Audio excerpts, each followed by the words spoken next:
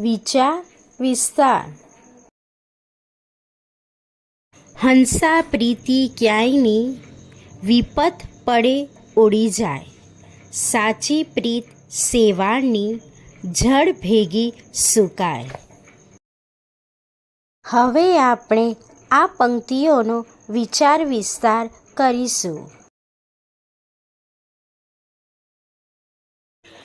આ પંક્તિઓમાં કવિએ સાચી પ્રીત કેવી હોય તે હંસ અને શેવાળના ઉદાહરણ દ્વારા સમજાવ્યું છે.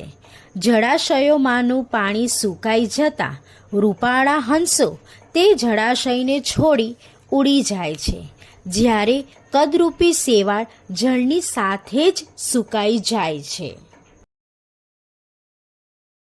સાચો પ્રેમી શેવાળ જેવો હોય છે. તે સુખમાં અને દુઃખમાં આપણી સાથે જ રહે છે. તે આપણા સુખે સુખી અને આપણા દુઃખે દુઃખી થાય છે. તેનામાં સ્વાર્થની ભાવના હોતી નથી.